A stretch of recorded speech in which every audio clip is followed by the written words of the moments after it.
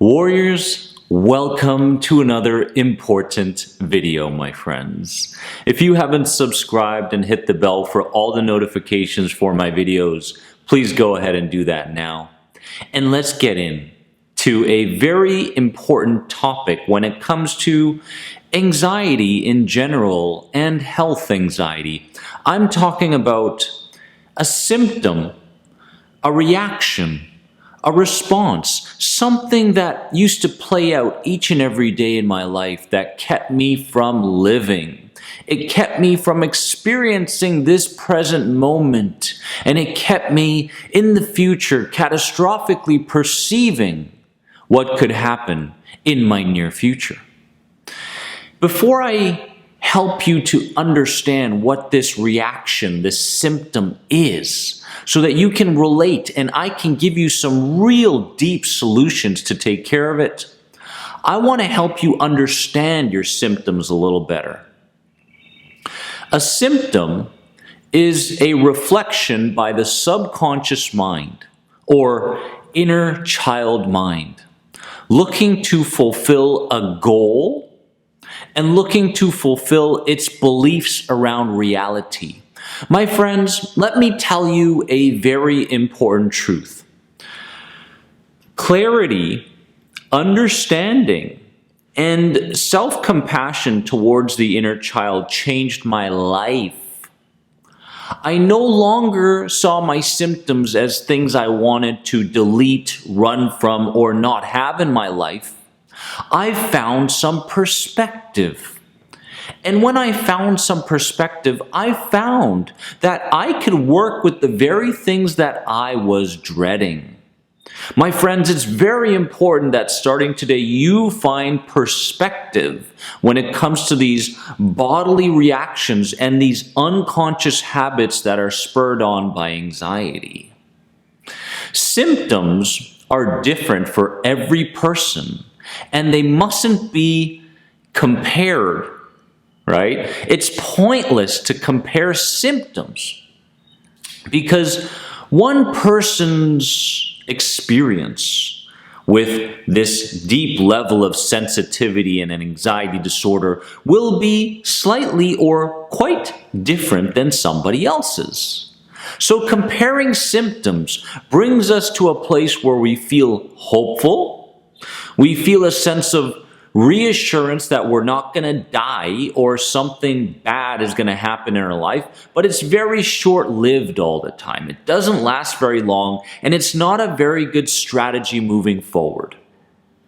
My friends, today I want to discuss this: waking up and wanting to go back to sleep right again.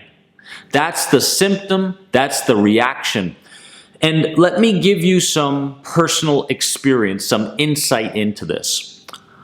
I would wake up in the morning, and for the first 10, 15, 30 seconds, I was neutral. In fact, I could even say that I was pleasant emotionally, right? Looking around, here I am. I'm awake. I'm looking forward to X. Hey, I feel pretty good. And then things started to go downhill. It was almost like, okay, well, you've had your moment, right? And now it's time for the body to take over. And this idea of waking up and wanting to go back to sleep very, very quickly and hoping that the night arose very quickly, it was a sign of dread. I was dreading at an unconscious and a conscious level. I was dreading what could potentially happen on this day.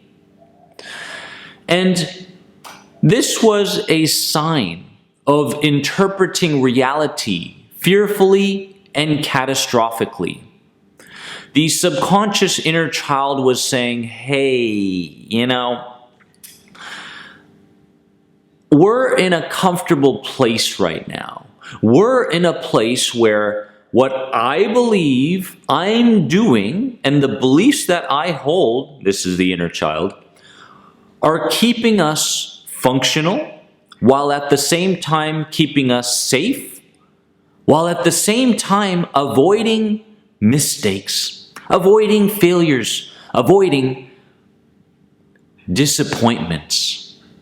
So from the inner child's perspective, this idea of waking up and experiencing a sense of doom and experiencing these bodily symptoms, the internal chatter, a high level of sensitivity, feels right. Now, this is a sign by the subconscious mind wanting to keep life small and not take any risks. You know what? If you look at your anxiety right now and dig a little bit deeper and peel the onion, I bet you'll realize that the purpose of the anxiety is being served. The purpose of the anxiety is being served? Absolutely. Because isn't your life getting smaller? Aren't you avoiding social contact with people? Verbal, physical, right? Aren't you staying in your comfort zones, whether that be a career, the same circle of friends, the same habits each and every day, the same foods, the same YouTube channels, whatever it may be, it's all the same. And so we have to get to a place where we understand that the purpose of anxiety, which is protection, is in fact doing its job. So the inner child down there is going, hey, right? This is great, right? The beliefs that I have formed based on the information from childhood are in fact being implemented, and the body is responding anxiously, which is keeping him and his life or her small, not taking any chances. Now, this habit can be broken. This habit must be broken. And I want to share with you what we can do to break this habit of waking up in the morning and hoping that you can get to sleep as quickly as possible at night. First thing is this. I want you to use the first 10 minutes of the day to welcome your sensations, to welcome your symptoms, and to thank them for their protective intentions. Thank my symptoms and my bodily responses for their protective intentions. Wow, that goes against what I feel I need to do in this moment. That goes against what I've been doing. Dennis, I'll try it. No, don't try it because you'll fail. What I want you to do is I want you to commit to new habits.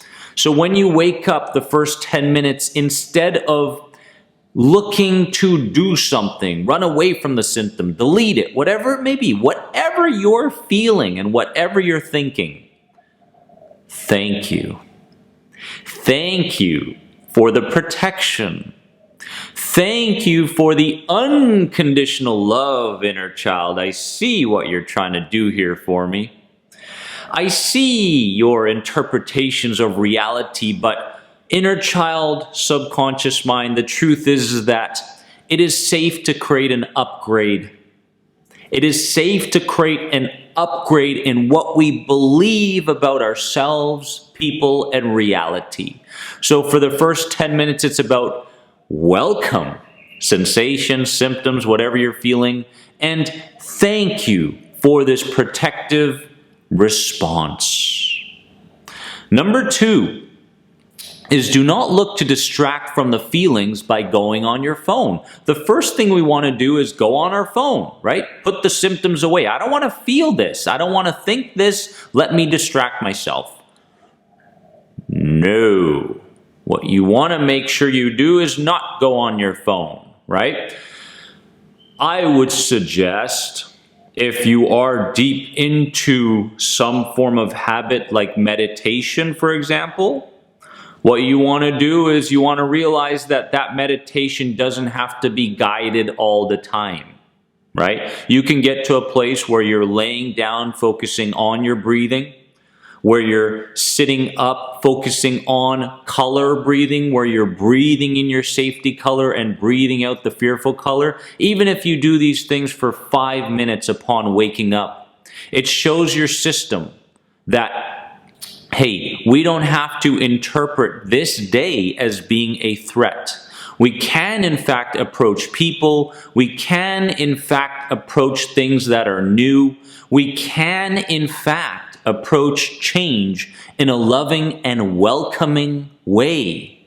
This is crucial, my friends. Number 3 solution is use the adrenaline-fueled energy for physical expression and movement rather than suppression, right? Because we've got this pent-up energy because of anxiety. And instead of going, I don't want to feel this, I don't want to feel this, right? I don't want anxiousness to turn into anxiety. I don't want. Instead, you go, hey, I've got some energy, right? I can use this energy instead of me going for a walk or working out later in the nighttime when I'm exhausted. Why don't I do it in the morning and use up this energy? So very, very vital to use what you have, because anxiety is energy, my friends. It's energy, and we must perceive it as so and use it beneficially. 4th solution to this is to look to move towards what you want for the day rather than look to eliminate symptoms and other things. With anxiety, what tends to happen is we go, I don't want to feel this.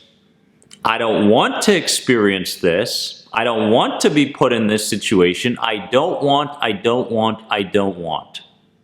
But what this does is it fuels further protective responses and defense mechanisms from the inner child within change work.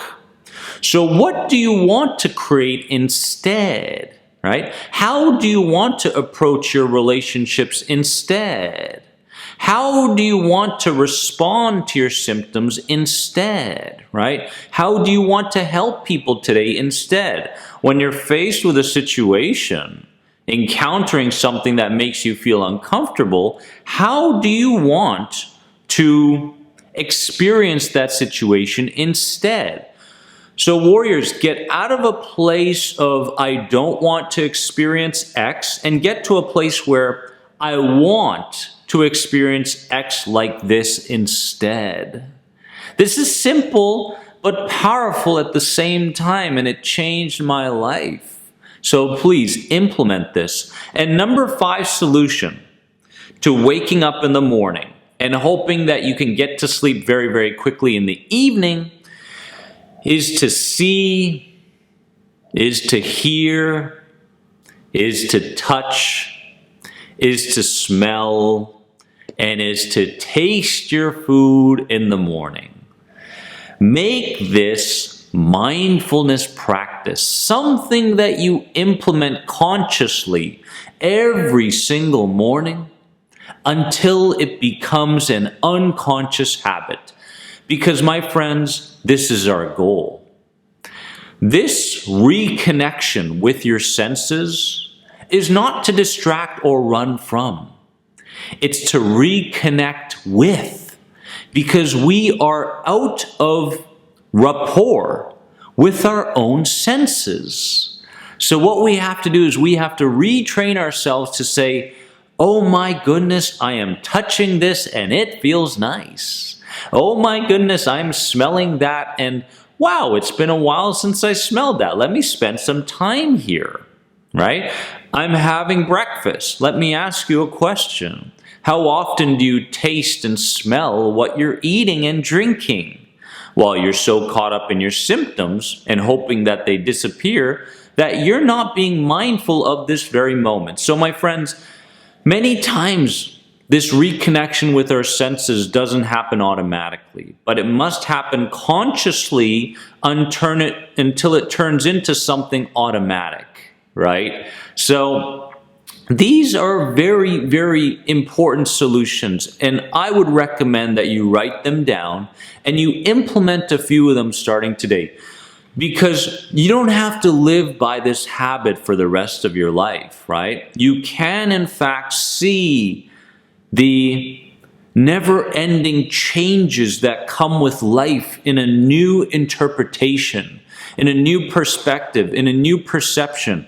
You can see change. You can see the unfamiliar. You can see the uncertainty in things as a friend. You can embrace it. And you can do this, I promise you. I've seen people change their lives, in fact, very, very quickly sometimes, simply by understanding and implementing these new habits. Because, my friends, the most important teacher that you have is not me when it comes to anxiety recovery and transformation. The most important teacher that you must listen to is your own wisdom. It is your own intuitive wisdom. This wisdom arises when you have wins throughout the day. A mental win where you're not caught up in the chatter. A behavioral win through exposure. Reframing your past traumas. Whatever the win may be, the wisdom is coming with that win. And you must listen. And you must love. And you must apply. We can do this. We can become more than anxiety. Give this video a like if it spoke to you. Comment below. I'd love to hear what you have to say about this video and your own progress over anxiety. And if you have any other questions on the #1 anxiety recovery program available online today, The Inner Circle, head on over right here. I'll see you soon. I love you all.